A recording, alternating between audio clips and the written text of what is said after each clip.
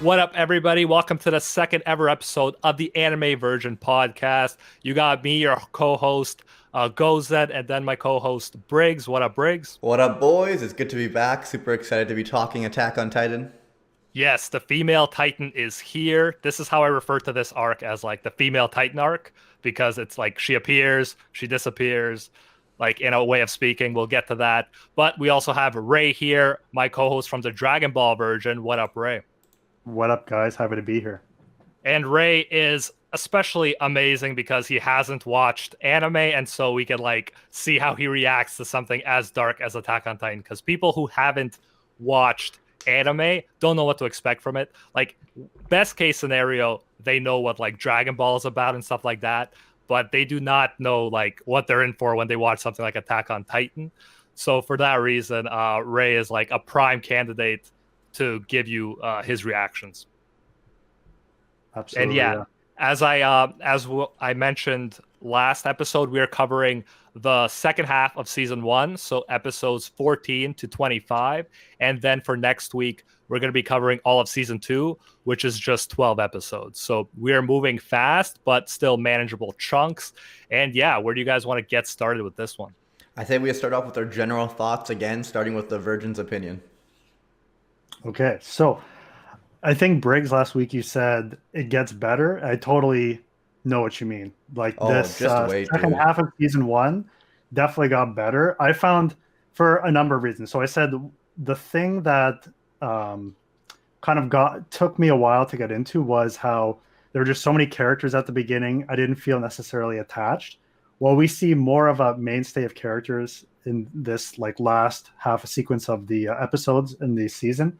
So I find like character development, I'm liking it more. And of course, like the female Titan, that whole episode I really enjoyed. The storytelling as well, I think is getting really good. I love how there are times it goes back and forth, like jumps in time period, which is really cool. I love looking at like shows that experiment with storytelling. So I'm really liking that. And like even learning more about like the political and military background compared to last week. I think last week I was more just taken aback with all the information I had to learn about. Now I feel like better, more familiar with what's going on politically, as well as just that whole idea of, we talked about and like there's ambiguity in terms of what is a Titan, what is human, like what is good and evil that's brought up. What is a monster? Yes. Yeah. No, and it's so good. It talks about really like good. philosophies of life, right? Like I love that, yes. Yeah, like you don't usually know that you're in for that when you're watching an anime. Like sometimes there is like a philosophy underneath, but here they make it so clear that like they're talking about life. Is it right to fight if your people are in danger? Should you trust in other people? Can that go wrong sometimes, as it obviously does in this case when Eren trusts the Levi squad? So like hard fucking questions. Like honestly, that the biggest philosophers would talk about. My favorite ambiguity is when it comes to choices in this. It's like, is it the right choice to turn into a Titan and try to take on the female Titan now? Or is it the right choice to trust in my companions? And you never know what the right choice is until after the fact. And it's so sad. And you never know if there is a right choice, to be fair. Yeah, because it could have went horrible either way. Right. Although initially, the very first time when like Levi tells, I know I'm kind of jumping ahead here, Eren to make a choice and just do what you think is right type of thing, and he ended up trusting his companions. The combination of Levi and an attack Titan, or and Eren's Titan form, I think like that would have been like probably their best bet. But that's easy to say in retrospect, right? No, yeah, you're right. You're right because they thought like they didn't know all of the tricks that the female Titan had up their sleeve.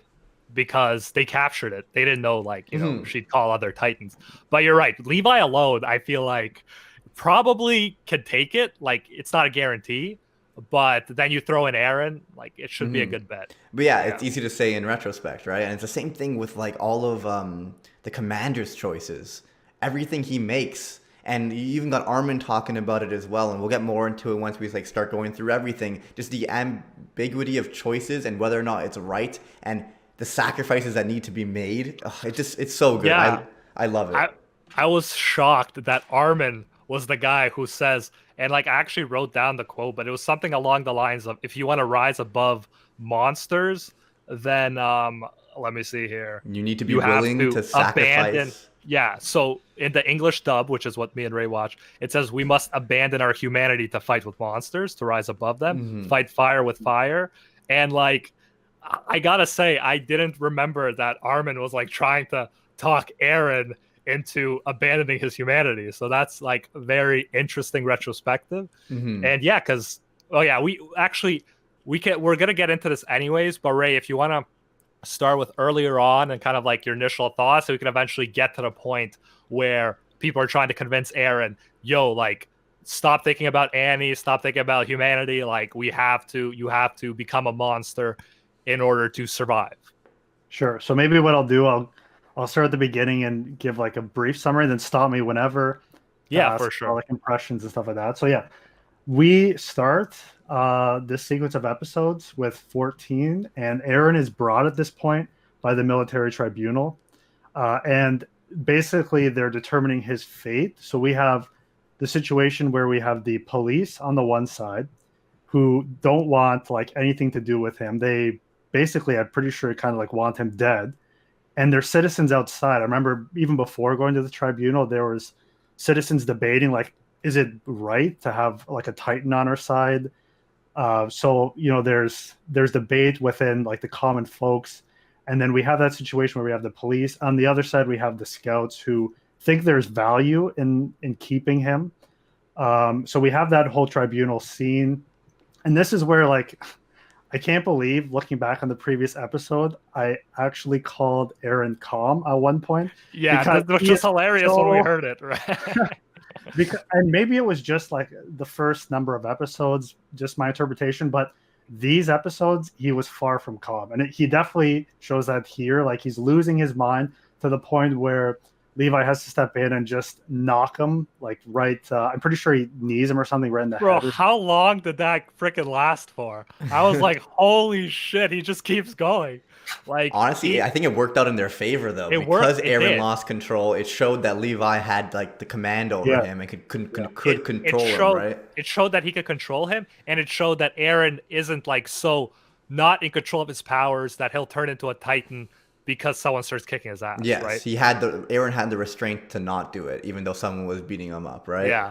But that was amazing. I just want to say, from our perspective, seeing like these two, like the military force saying like let's kill him, right, and then seeing the scouts saying let's use his power, like the obvious choice is obviously to use his power to better humanity. But like, we kind of have been following Eren for 20 exactly or 12 episodes now. We trust Eren and know what he wants to achieve. He wants to take on Titans and kill them. But from an like someone else's perspective that wouldn't know this, it's like, this person's a Titan. The people who have eaten my friends and the people who are like preying on humanity, it's like, how can we trust someone like this? And the fear they must have, I completely understand where they're coming from. And they're the police too, so they think in a very black and white way. There's no gray area. So for sure, you understand where they're coming from. But yeah, it was a pretty interesting tribunal there. But obviously, we get the situation where Levi steps in and proves that he would be useful to the cadets. So then he ends up being part of their plan, their eventual plan to go beyond the walls. So yeah, that's what we get at the very beginning. Well, one quick thing I just wanted to also add, like, it also like this very makes sense because like the scouts, their goal is to like save humanity, but also like move forward to like get securing the other walls and even securing like outside of the walls. That's their goal. While the military police, they want to stay inside and they want the little victory. Let's just protect us for the time being. So killing Eren protects them for the time being. Keeping Eren alive is better for humanity in the long run and could like help them win the war, type of thing. Yes, so it's like conservation. Like, let's try to like maintain what we have for as long as we can, even while we lose more and more, versus expansion, like possibly losing more, but also possibly gaining more. And I think like it's obvious that that's where you want to be, because it puts you in a position where you can succeed, because otherwise you're just going to slowly die, right? But yeah, I can totally see from their perspective, like they have complete religions. So like think about all the religions we have, like how strong and powerful religions were at certain time periods. Like they still are for some people, but like, in the Middle Ages, like God was very, very real in a sense that it's not today. Like, obviously, like I am Christian, but it's not like the same kind of strong belief that they had back then. And they feel that way about the walls. So they are wallists.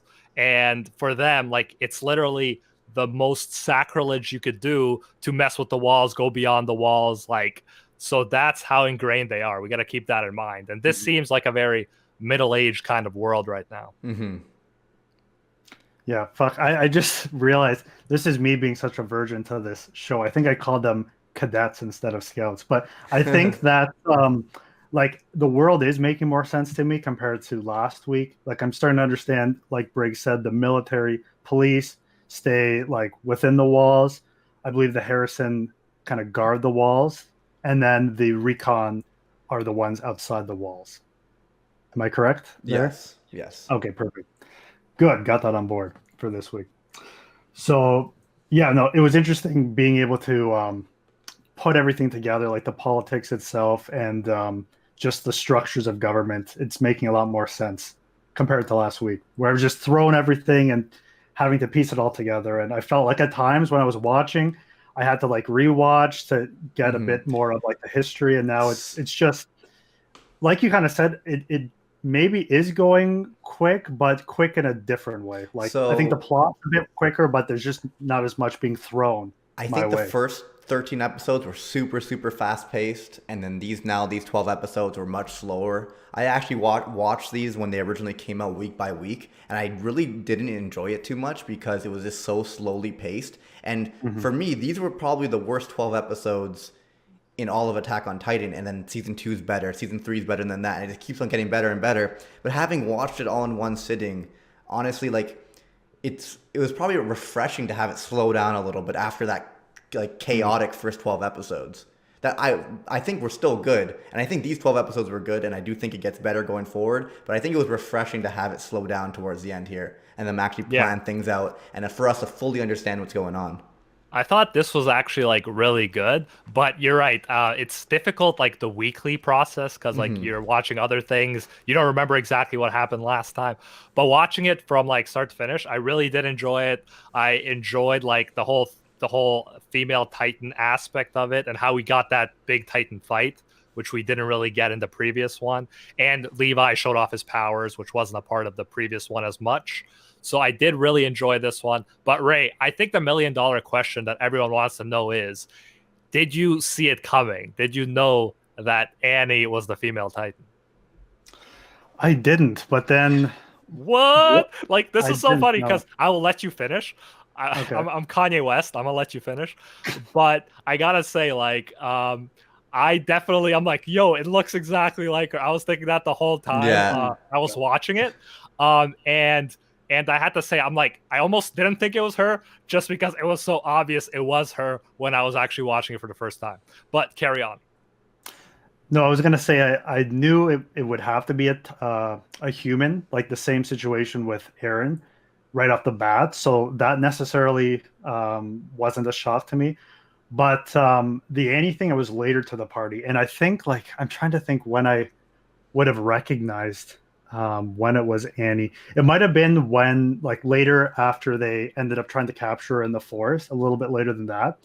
But yeah, it took me a little while to figure it out. But then when they actually obviously confirmed it and revealed it within the city, I looked back on just the image and I thought, holy fuck, how did I not recognize that? It does look exactly like her, like the face.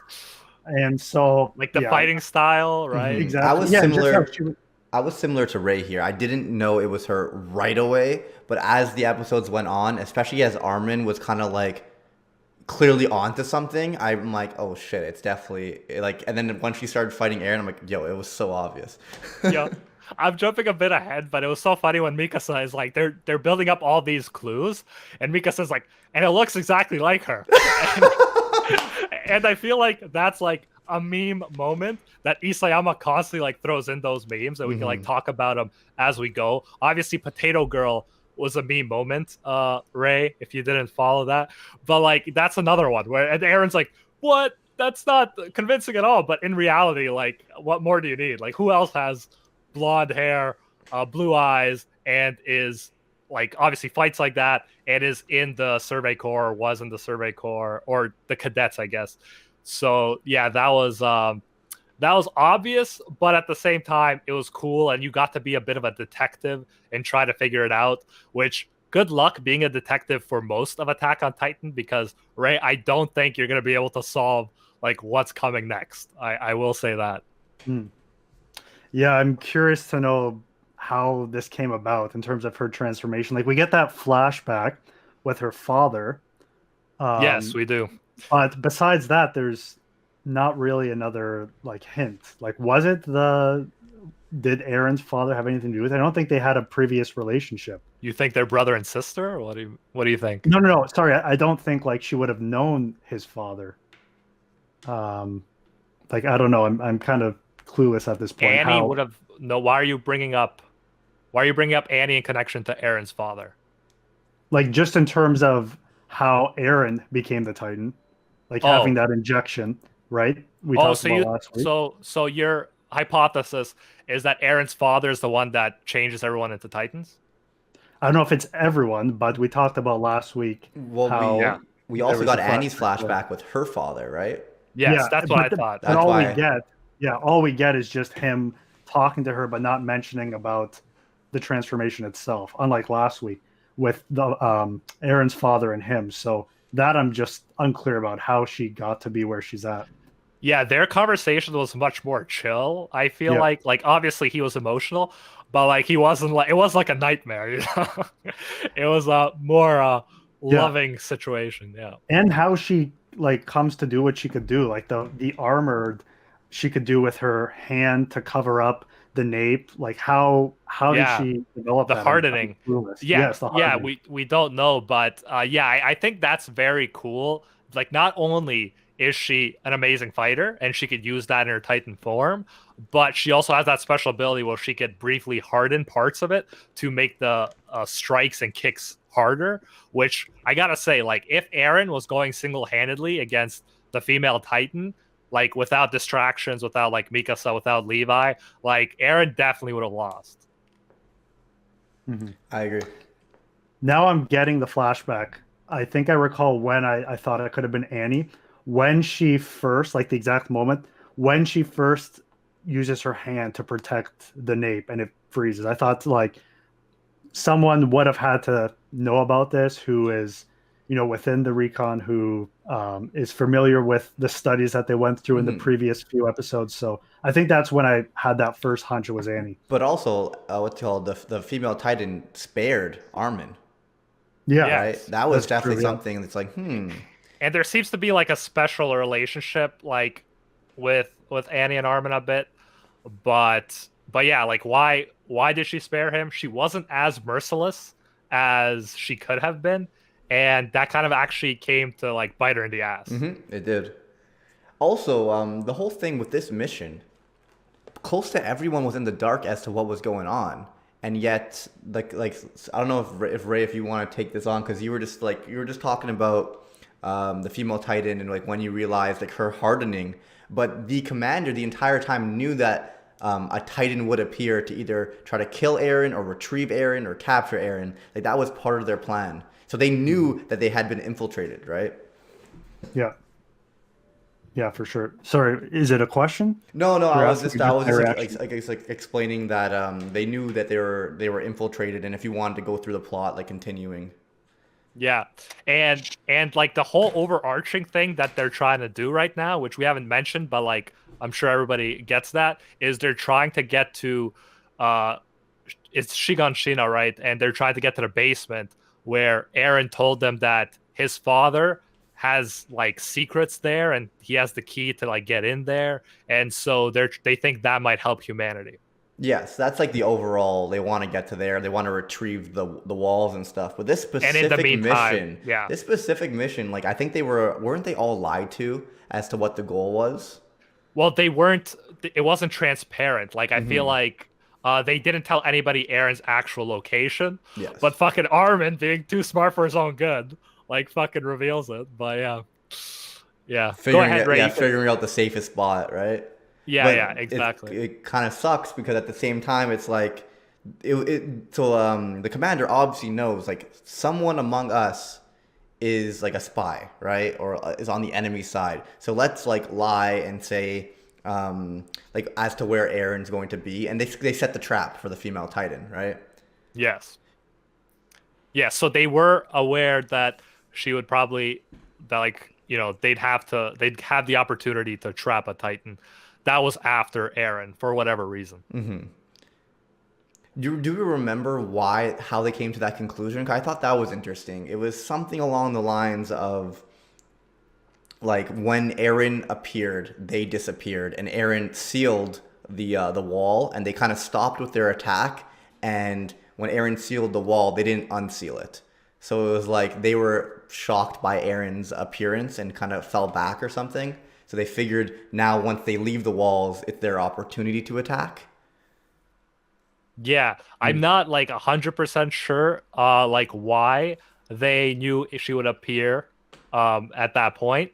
But yeah, like the whole thing I was thinking is overarchingly they're working in the long term about getting to the basement.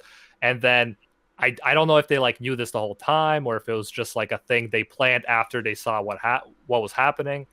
But clearly they know someone's after Eren. Ray, did you get like a sense of exactly what was going on? I found that was probably out of the whole series of episodes the most difficult thing to comprehend, because we also get those like separation and plot and flashbacks as well. So I thought that was the more difficult part, like the thing you just talked about now, Briggs. That was the most interesting thing for me that I've been trying to wrap my head around. Like the commander literally asked Eren when he saw the two dead Titans, like I don't remember what the exact question was. Yeah, he was like, look around, like, who is the enemy? Who is the enemy, right? How awesome is Erwin? Like, we didn't mention Erwin's that, my favorite character. He is so amazing. And I love, like, out of nowhere, he says, who is the enemy? And then he's like, sorry, that was a weird question. And then just calmly leaves. Because Erwin knew that someone among them was on the other side and killed these Titans, right? Yeah. And it was like, who is the enemy? If Eren responded, someone within our own troops, right? Then maybe he would have let him in on the secret. Yeah. Or on the plan. Sorry. Yeah, sorry. We did skip over the part with the two Titans, which I thought was really interesting. The two Titans that were in like captivity there and being like tested and being like almost like science experiments. Like I thought that was really interesting, especially with I forget her exact name, like the scientist. Hanji? Yeah, something like that. Yeah, like I found that fascinating, especially with regards to like that whole ambiguity, because like she shows emotion when they suffer, if you remember, and like she's so attached to them, and when they die, she's obviously breaking down, and you're so used to the Titans being seen in such a negative light, except I guess for Eren's situation where it's still a bit more ambiguous. But like that whole situation I thought was fascinating, with just learning more about like when they experimented with the Titans and they ended up cutting out sunlight, their reactions. I found that was really interesting. Yeah, and I think that's one of the cool things about Attack on Titan. It's not like a magic world, it's a scientific world. And they're trying to figure out, like, scientifically, what are the rules that bind these Titans? How could they use that to their advantage? And Hanji also has, like, that, she knows these are living things, so she can empathize with them. And even though she has to, like, test it on them, she does feel bad because it's like, it's like if you were doing it to an animal who's trying to kill you because it doesn't know any better. Obviously, you still empathize with it. And sometimes you need to empathize with something to learn about it, right? And understand where they're coming from. Because if you just kill them without thinking or just dissect them without thinking, rather than trying to put yourself in their shoes and see what they're trying to do and how they react to things, you won't learn as much. And she names them, which is crazy. Like she gives them like their own personhood in a way. Yeah, it's like they're a pet. It's like they're a dog or something, right? Yeah. Did you think you knew at that point who killed them or no? At that point, no, I didn't I know. didn't either, honestly. I had Like, no when I idea was at this point as when well. I was like, what the fuck's going on? Why would they? Because they were saying it might even be like a situation where people were like, "Fuck Titans, I'm gonna like kill Mhm. these guys because like I hate Titans." So it didn't even have to be like the enemy, but Yeah, clearly Yeah, it did turn out to be. it could have been people that just hated Titans, right? While like Irwin, on the other hand, knew it was one of the people. Like he knew that they had been infiltrated, and that's how Yes. the entire plan afterwards was based on that. And he asked Eren like, "Who's the enemy?" And I think it's so cool 'cause I don't remember this at all. I probably watching it the first time glossed over it. That's a question I want to have for Gozen, and we can't get too much into specifics. But watching this, knowing what's gonna happen in the future. Oh yeah, man. Do you Like there's freak so much. out? Do you freak I out? There was moments bro, in these 13 chapters I that I was like, do. "Oh my God." Yes, and we're not gonna get too into We it, but can't. like, yeah, exactly. Like, no, I'm watching this and I'm like, that character said that. That Yeah, character or said that character like, did that, and you know it's what? like, wow, this is so significant. And Like, Ray, we're gonna blow your mind. Once we yeah, get to certain reveals that you're gonna be shocked about, then we were as well. I'm gonna try to remember and reference a few things that just were crazy. yeah, man. There's like you're in for some of the best reveals of your life. Like, I don't think that's an understatement. Yeah. I think Attack on Titan is that good. yeah, cool. No, I'd appreciate that, especially the cross referencing, because like you alluded to, it almost you have to go back and rewatch things in order to catch these connections. So Yeah, that'd you be really do. cool if you could point them out.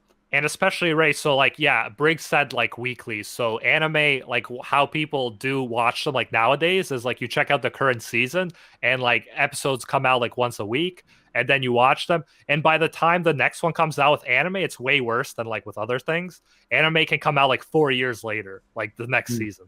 So literally, if you're just watching the anime, you might not even remember what happened in the first season, only vaguely. Yeah, I think when So I watched this weekly, I didn't really enjoy these 12 episodes. Like, I liked them, but they weren't amazing. They were a slower part for me. And then season two, season three, season four, whatever, are fire in comparison. But going back, having known what's like, even binging in general, I'd imagine would be a much better experience. But also knowing what happens later on and doing it, I've been enjoying the hell out of rewatching. yeah, I'd say binging is almost like always the better approach. It's just some shows like every episode's like its own unique thing. It's not leading up to something. Hmm. So those you don't really have to. Like The Simpsons, you don't have to binge them, right? Yeah, episodic But stuff, right? but yeah, this anime specifically, I feel like it's always better experienced when you could just like at least push out like a season or something rather than just having to like wait a week, wait a month, Yeah, whatever. and you can go at your own pace. Like you don't have to do what I did. I watched like 6 to 8 episodes this morning, right? Like that's a little Yeah. bit like it might actually be hard to retain all the information, but Mhm. I think like 2 or 3 episodes a day, get through a season in like a week, 2 weeks is like the perfect way to enjoy a show. Yeah, and by the way, guys, that is how Ray and I did it. But Yeah. so moving back to what we were discussing, we were right up to the part where the horses were running in the specific formations that were talked about, and we had the female Titan making her way through the ranks, right? Hmm.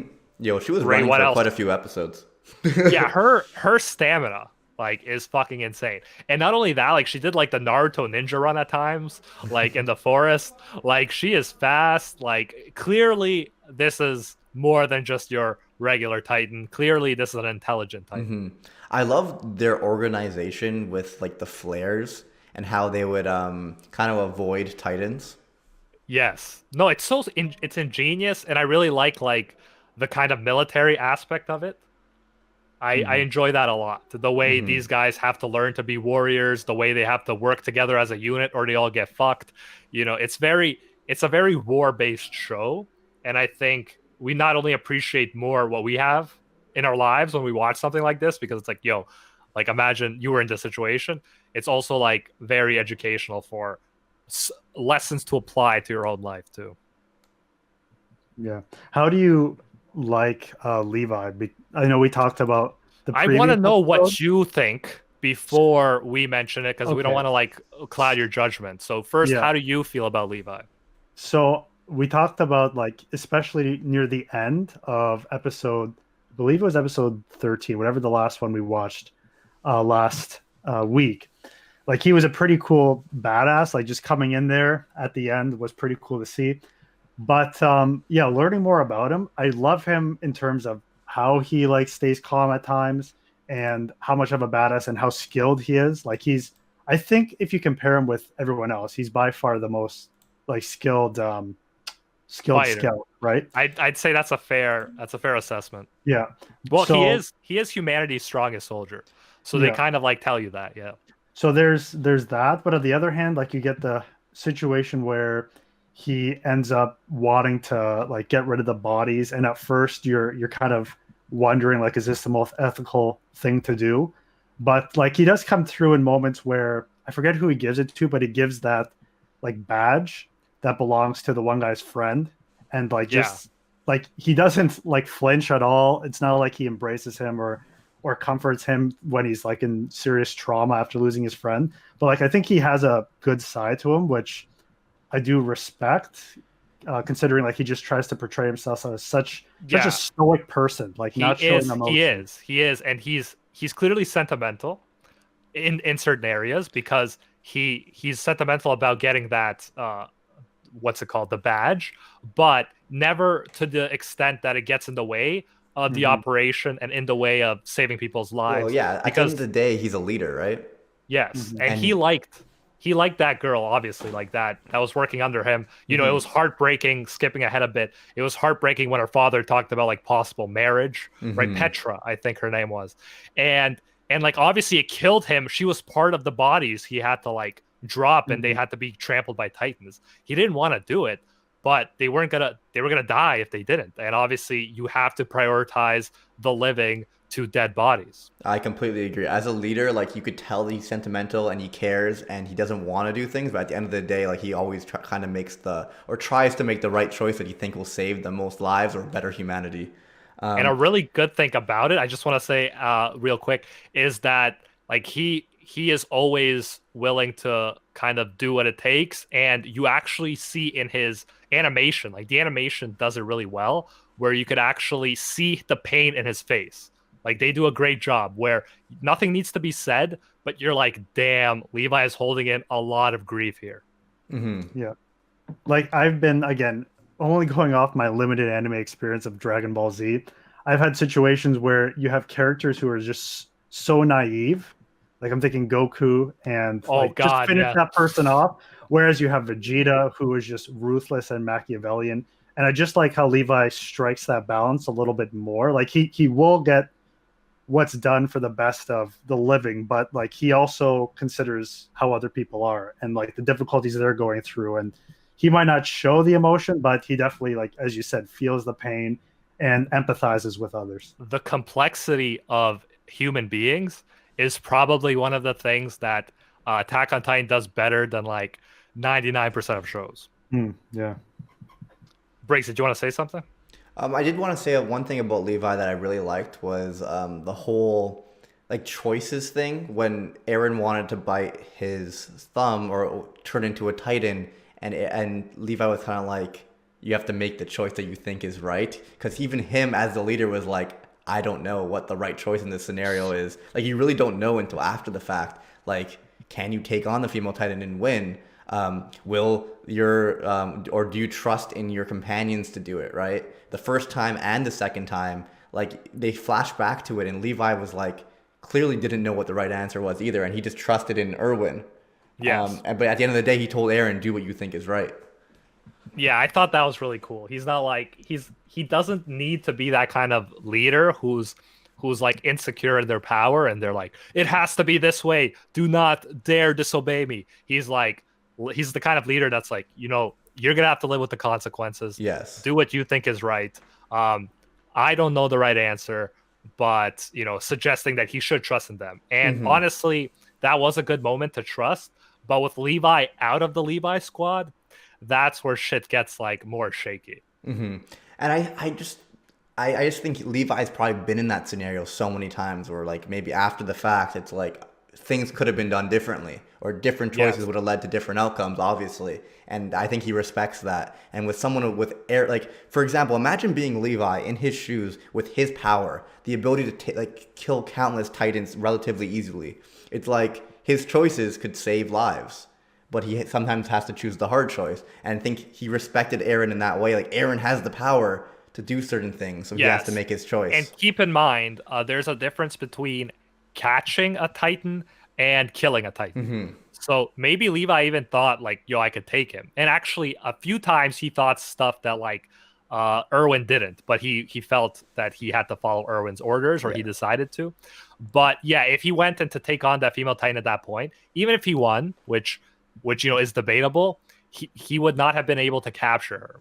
Probably would have been a situation where like, you know, if has to kill her or else she's going to escape. She's going to call more Titans.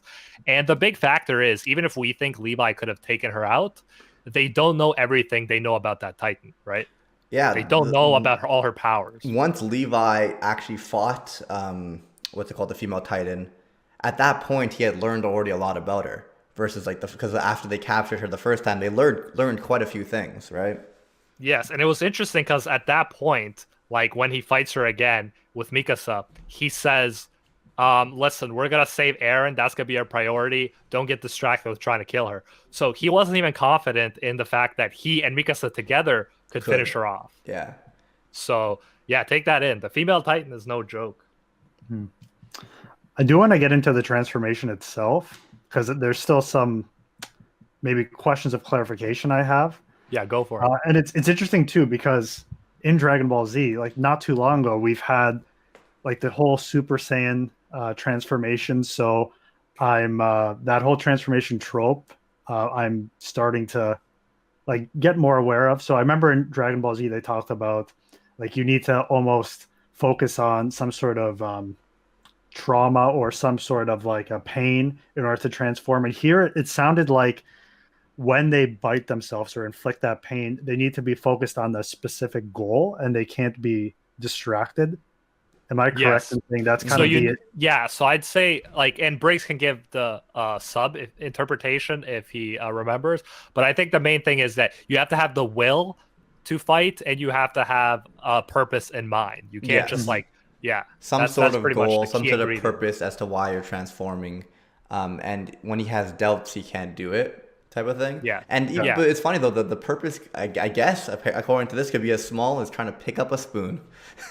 Yeah, exactly. And I think like, if you're, depressed and you have and you're like conflicted, which as he was with Annie about like, hurting a friend, someone he viewed as a friend, that can get in the way. So it's interesting. It's like psychological. It can affect you. And I feel like Eren's starting to gain control and like be somewhat conscious in this form. But originally, his goal was to kill Titans. So when he transformed and wasn't super conscious and aware, his Titan form just performed the goal that he like wanted or what he had in it, his purpose when he transformed. So his first introduction was just him plowing through Titans, and it's all he could do to the point that he ignored humans, right? Yeah, and like I was gonna say Aaron, like Ray said, it's all about kind of complicating like what does it mean to be human, what does it mean to be Titan, because all of a sudden he wanted to kill all Titans. Holy shit! One of the Titans is not only a human but one of his friends. How do you make sense of that?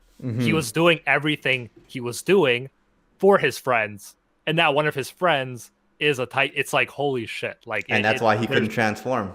Exactly. He had to overcome that. And I was surprised that like, Armin, who definitely seems like a guy who's usually like, I don't want to get into violence. Like, remember when we started out the series, he let people beat him up because he didn't want to fight back. And so he was a pacifist. And yet even he's like, listen, Eren, you have to become a monster. We have to fight fire with fire or we're going to lose. And it's like, yo, Armin's telling you that? Holy shit. Yeah, Armin, like not only in his intellect, but in other ways as well now, is like really becoming a good leader, right? He's reminding me of Erwin and being able to make the sacrifices to like better humanity.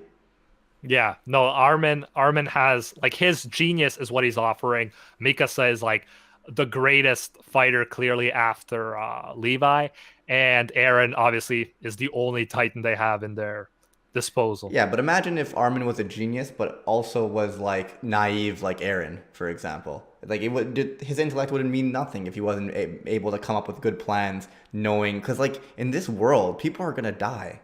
no matter what Yeah. plan you make, people are gonna die, and sometimes you have to acknowledge that when making your plan. It's kind of fucked up. Yeah, and you have to accept that. And like, this is a recurring theme in Attack on Titan. Like, it's a cruel world, Yeah. and that's been incorporated into philosophy like very early on. Even like the Buddha said that life is suffering. Like, it's the same kind of thing. If you're gonna live, you're gonna suffer.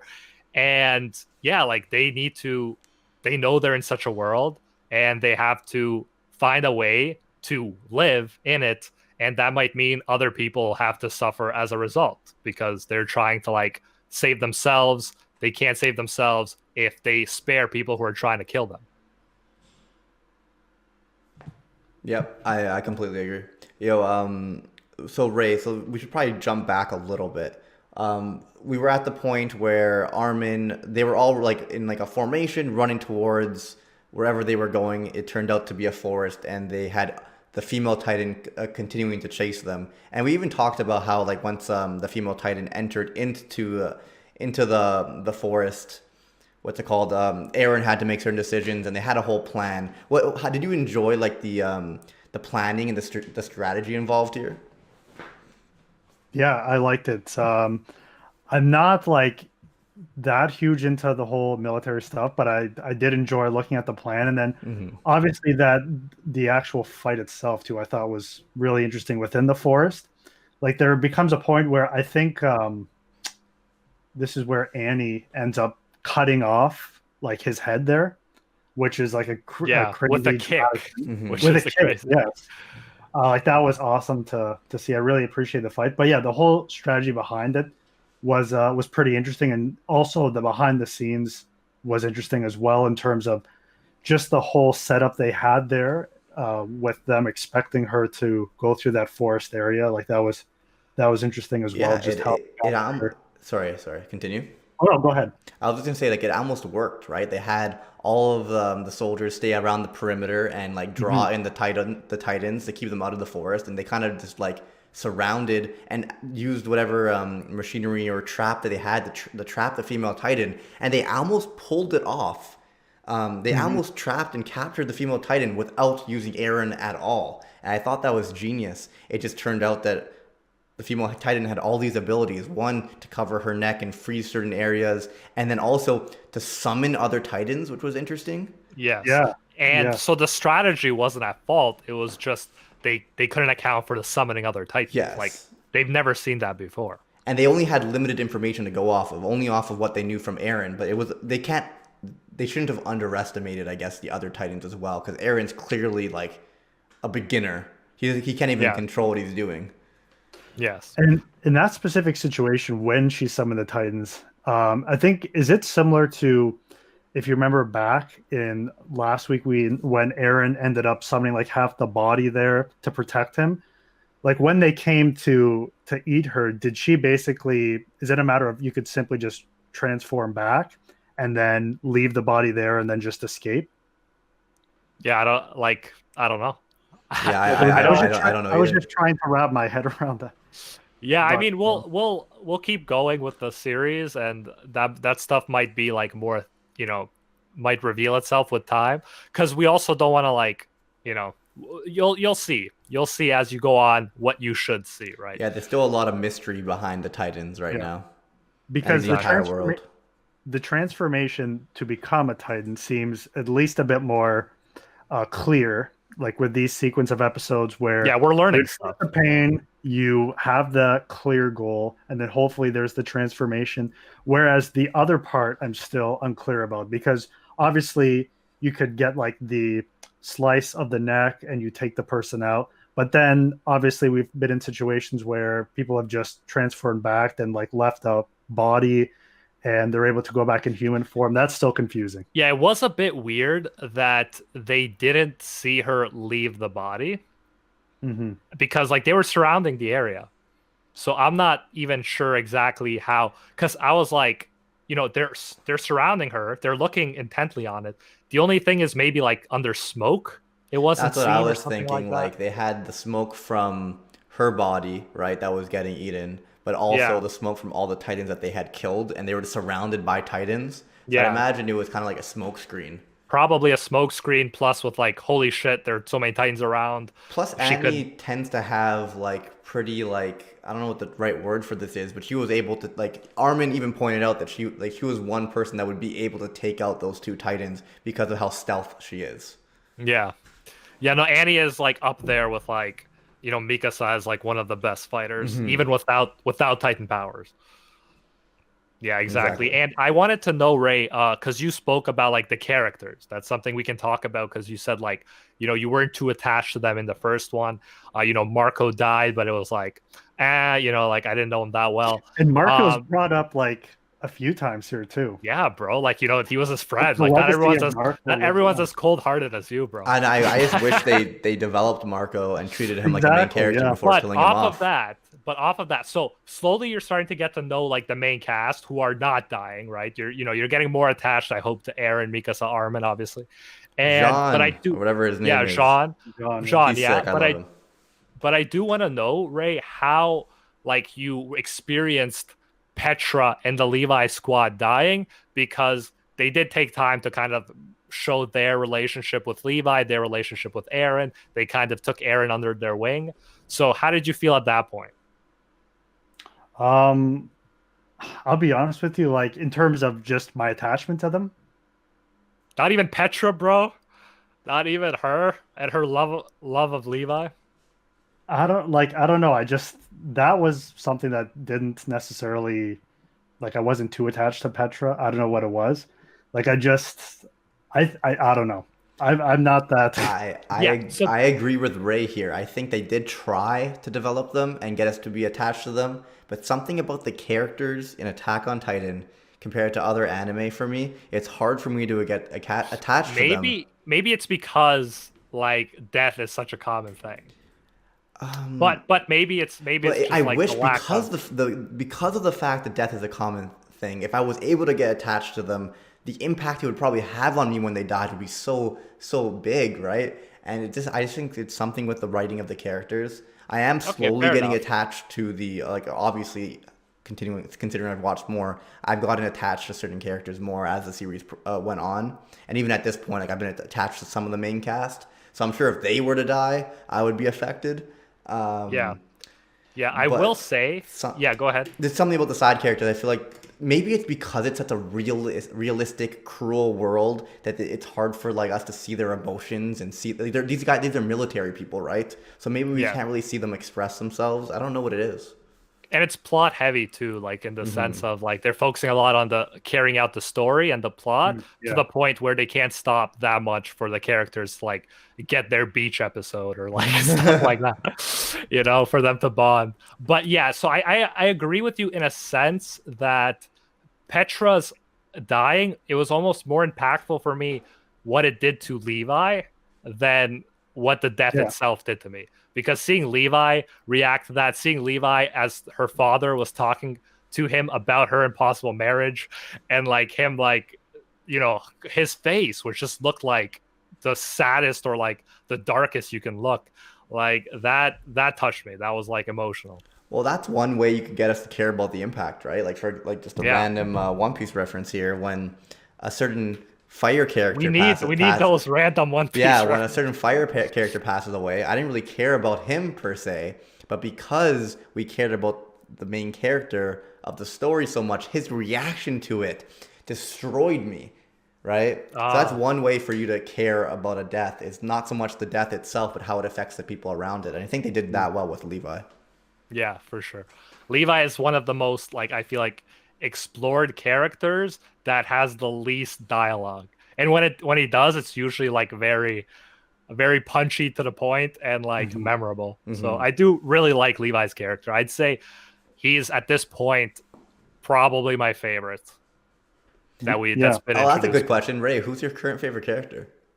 I would say actually Levi. That's why I just nodded in agreement. Oh, Yeah. hell yeah. I'm You, an you nodded in agreement. Not. I'm I know an you can't. Go ahead. so I was gonna say I'm an Irwin boy, for sure. I mean, Irwin, Yeah. Irwin's sick, yeah. I just don't know if it's because I'm taking into account other stuff, and I'm probably being biased, but Irwin's my favorite character. Irwin is by far like an insane leader. Like it Hmm. is insane how good of a leader he is. And it's like he knows he's ready to pay all these sacrifices that would break other people. And he's like, yes, I know death's happened. I think it's the best for humanity. And he has hope. He has a vision. And I feel like that's really important. Like there were leaders before him who didn't have that vision, that hope, and they can't really lead successfully. But with Erwin, it's like they asked him, they're like, was this a success? Like, do you think this was a victory? Do you think it's better than if they didn't happen? And he's like, 100% it was a victory. We never knew this much about Titans. We never even had a victory against Titans. And now we've captured one. Like, he has a vision and he's moving towards it. And that's such a powerful thing. Exactly. And he understands that their risks need to be taken and sacrifices need to be made for them to win. Sometimes the best option isn't the right option. It's so weird, but it's so true. It's like the best option is the one that saves as many people as possible and you still win. But when you're fighting someone or something that you like, it's near impossible, sometimes you got to go with an option that only secures the victory, even if it causes casualties, right? Yeah. Or you lose your humanity in the process. Yeah, exactly. And this show, unlike Dragon Ball, where like Goku pretty much never kills people, like unless they like, may give him absolutely no choice and he gives them like 10 chances to walk away. Here, there is no space to be morally, or at least it seems like there's no space to be morally in the right and also survive. Like it seems like if you want to survive, if you want your friends to survive, you have to be willing to kill. You have to like break the commandments, so to speak. Throw you everything aside and only focus on victory, right? So it's like either that or you're going to exit the world and you're not going to be able to save your friends. So it's a very much more, again, Machiavellian picture that's painted than in a lot of shonen where you kind of have the option to do the right thing, the moral thing, and to be successful. Mm-hmm. Yeah, for sure. So go ahead, Rick. I was just gonna say, just going back to characters, because you asked about your attachment to characters and their relationships themselves. I know last week, I think you asked me a question to the degree of what do you think of Mikasa and Eren's relationship? And I don't know, by the end of it, I'm totally seeing, at least on her like end of it, a possible like romantic. Yeah, I mean, Briggs, I don't know about the sub, but the dub, there's straight up like characters are commenting like Levi is like, I know you love him, but don't make it so obvious or like he does try to control yourself. I don't think it was said in the sub, to be honest. That may have been like extra added stuff, or maybe I just missed it because I don't care about that type of plot. But Mikasa does say at one point to get Eren to like turn into a Titan, says like, do you have like feelings for Annie or something like that? Yeah, like, that was, I wasn't even sure how to read that actually. Yeah. But yeah, I think that's probably what the right way to read it was. But yeah, she was upset. She was like, why can't you kill him? Why can't you transform? And she had that like that really obsessive girlfriend eyes. Yeah, and like who would you like? I feel like that wouldn't be a line said by someone who doesn't care for him romantically. Maybe I'm reaching too far here, but I do think it's a thing as well. Yeah, I think it's a thing too, and yeah, obviously Eren is like Briggs, like he's not interested in that at all in the story.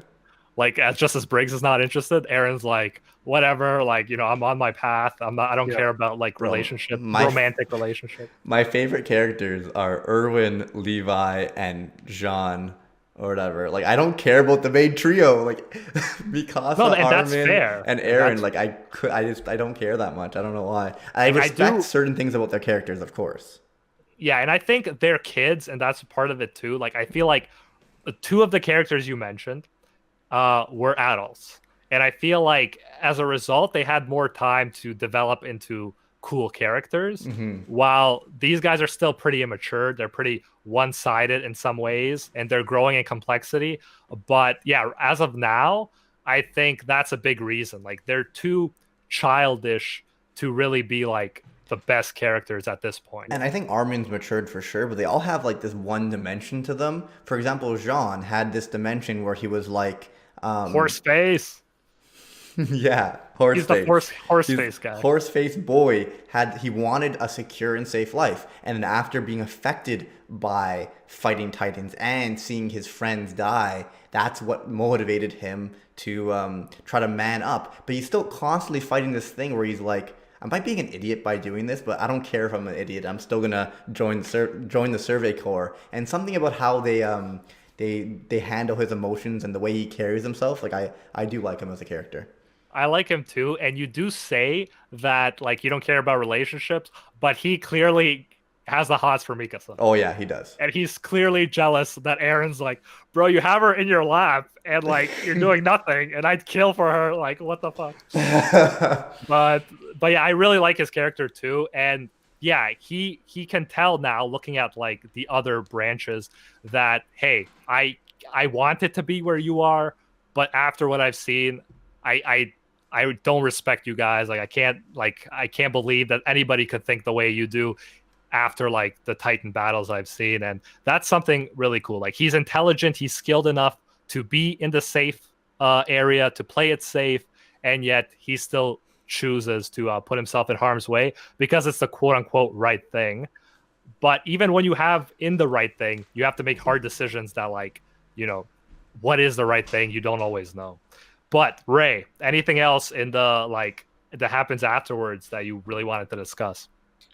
I mean, the fight itself. Yeah, we have to get to the after fight, definitely. transformation was pretty cool, especially when she, I think it's a punch to the head, whatever it is, to Eren. That is when like his head is just kind of smashed in there by the buildings is pretty crazy to see. But I think what's really interesting, you might have mentioned this before, but when we get to the situation where she's climbing the wall.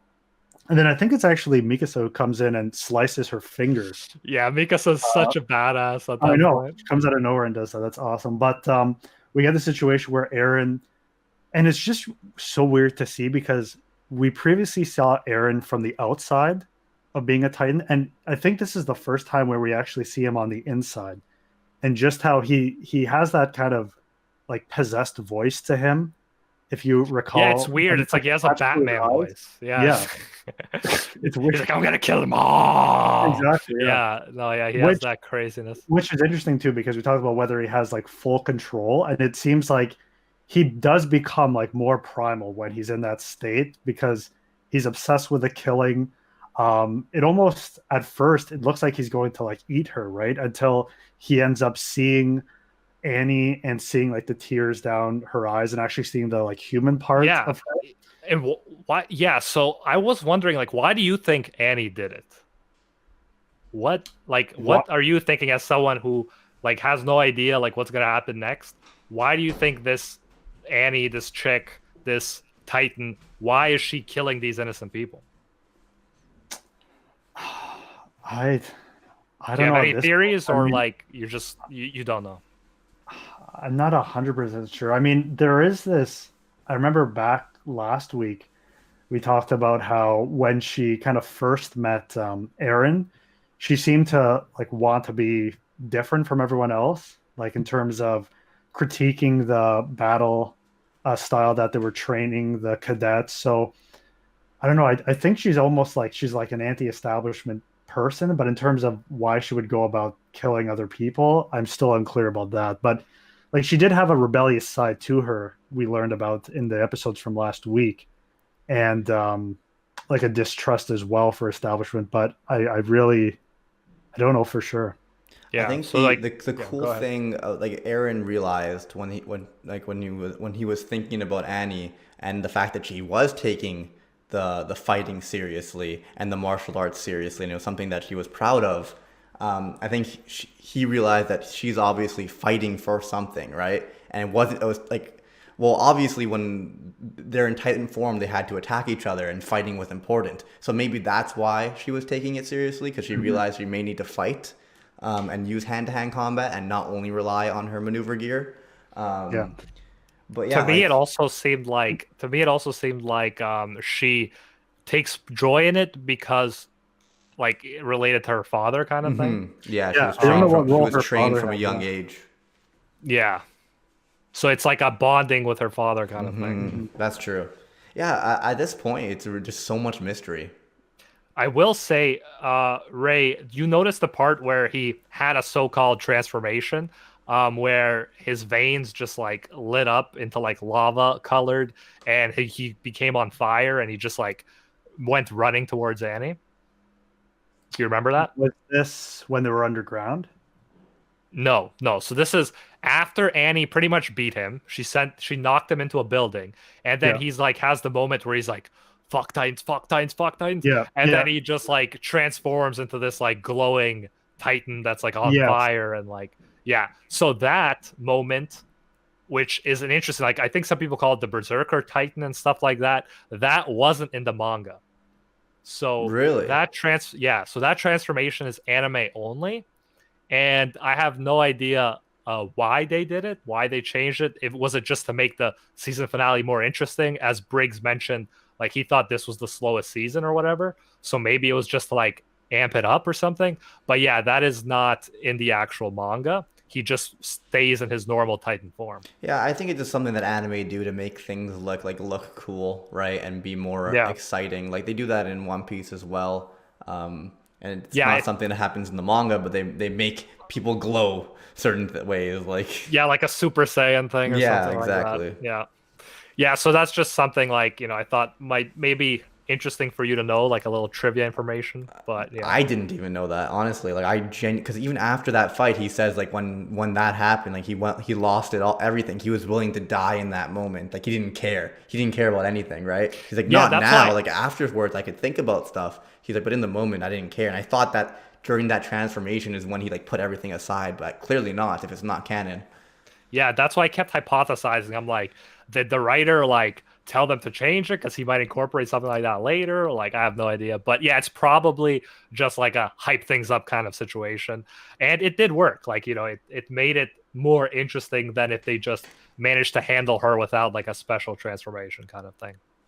Yeah. And during that transformation, did he actually bite himself again, or was it just that No, I hype think up moment? I think he was already like in Titan form, so he didn't need to kind of thing. Okay. Right? Didn't he just like kind of pick up his Titan Yeah, kind of he thing? exactly. Yeah. Yeah. So that there was that situation. And then Annie ends up being in a crystal that they can't break. How Mhm. was that for you? Were you like, what the fuck? Like, they finally got her and now like it's pointless?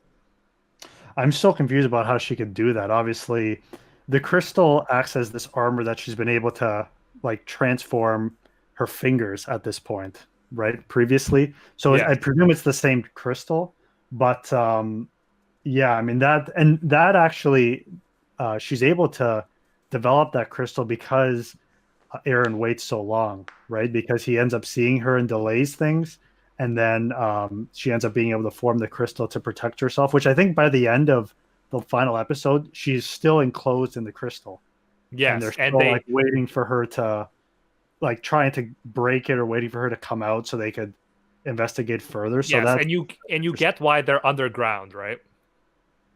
sorry, I get why they're Underground. Yeah, they're keeping Annie underground.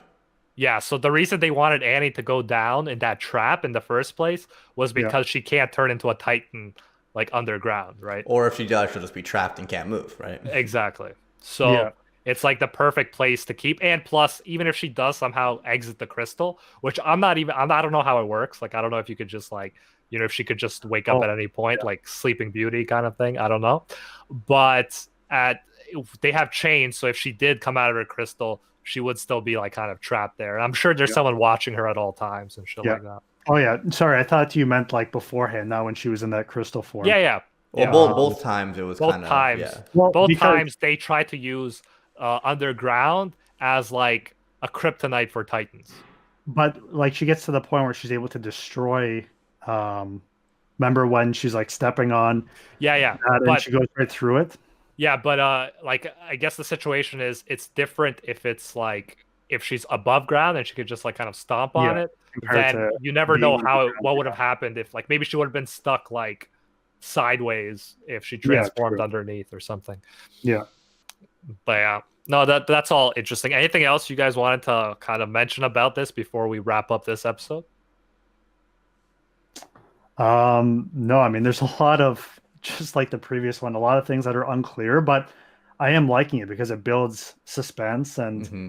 like I said, I love the storytelling of this. It's really making me appreciate anime, I would say, because again, my only experience is Dragon Ball and Dragon Ball Z, and there are some very like corny bits to it and very predictable moments in Dragon Ball Z even, and like this is something that is It's very not unpredictable. predictable. Yeah, for No, sure. and like so many things are left unclear, and I really appreciate that because I'm really respecting it as an art form, compared to like again the more predictable moments in Dragon Ball Z, where we talked about like this past week on the Dragon Ball version how like Goku fighting first, that's like one of the most unpredictable moments in Dragon Ball Z. Which if that's the most unpredictable moment, you could tell a lot of it is really predictable. So this is That's funny. really Well, cool. I'm really happy that you're enjoying this and like kind of appreciating how mature it is and how well written it is. And I even like, for example, like they ended off the series with showing the basement key again, just further pointing that's their current goal, getting to the basement because that's gonna have some secrets about Titans and the world, right? Yeah, guys, I gotta say, like, Ray, even though the female Titan was to me like the only really predictable thing, like this show, like I fail and fail to predict like all the time. And I love that. I love that like we can't easily predict what's gonna happen. Yeah. And would you, I mean, as two people who obviously watch a lot of anime, would you say this show and the manga itself is probably one of the most like sophisticated in terms of its writing compared to other animes that you've watched? Yeah, it depends what kind of anime you watch, I guess. I did say it's one of my favorites and may end up being my favorite depending on the way it finishes. But again, I don't know if I'd say that's just because of the style of storytelling or because it's such a good story. But there are a lot of good ones. Like There, Monster is another example of a great anime with like really good storytelling. Go yeah, ahead, Brig. there's so many other ones that are just like made for slightly older audiences or like that are just clearly well written. Like for example, Death Note and Code Geass and Monster, like Gozen mentioned. There's a lot, and there's a lot of anime that even are shonen or are aimed at like a younger audience that are still fantastically written. Um, Yeah, and like there are, for example, just one of them that comes to mind is what's the one with Gon? Like I can't believe Hunter x Hunter. Hunter, Hunter x Hunter. Yeah, like so that's like a shonen again, but like it gets darker than you expect. Like Yeah, it has its dark has moments. these like childlike characters. And if like your mom saw you watching that as a kid, she'd be like, "Oh, this must be nice." And then some of the things you'll see happening is like mind blowing. Like it gets dark. So yeah, there's a range, and I wouldn't single out Attack on Titan as like leaps and bounds ahead of everything else. It is one of my favorites, but there are a lot of like other anime that are on similar levels. And I also think it's not a perfect series. Like there are some things about It's like not I'm a very great. character driven person, and Yeah. clearly it tends to focus on the plot and the world, right? Yes. And if such a thing exists as a perfect story, like, would you say there is a perfect story, and would that be One Piece for you, Briggs, or what? I don't think there's obviously no perfect story, but One Piece gets pretty close, man. I Like mean, One Piece yeah, has its slow arcs and its bad arcs. It's inevitable with a 1,000 chapter series, but One Piece is fantastic. Berserk is fantastic. Vinland Saga, oh fantastic, and man, even I've loved Vinland Saga so far. I haven't read the dude, manga, the but the manga, like the next arc's my favorite arc in the entire series. And I then really hope they get back into that. yes, same. And the same thing with what's it called? Attack on Titan. Attack on Titan post chapter 100 is the best fiction I've ever read. Like it's insane. Wow. Yeah, that's cool. And we have some like epic moments before that. So I'm really glad like Briggs feels about like hyped about it Yo, too. I never even like was a big Attack on Titan fan, but now I am because it just kept on getting better and better. No, yeah, that's really true. And you can see that as you watch a lot of this earlier stuff. But again, it's always setting the stage. So just to remind you guys, if you are listening on the podcasts, that we do stream this live on the Rank Cafe Twitch on Wednesdays at 4 p.m. Eastern time. On Mondays, the Mondays. Mondays. And if I forget anything, just let me know. Again, on the Rant Cafe Twitch. And if you guys are listening anywhere else like YouTube or on the Twitch, you can find it on all of the podcast platforms, including Spotify and Apple Podcasts. All right. Cool. Thanks for stopping by. And until next time, see ya, Space Cowboys. Bang.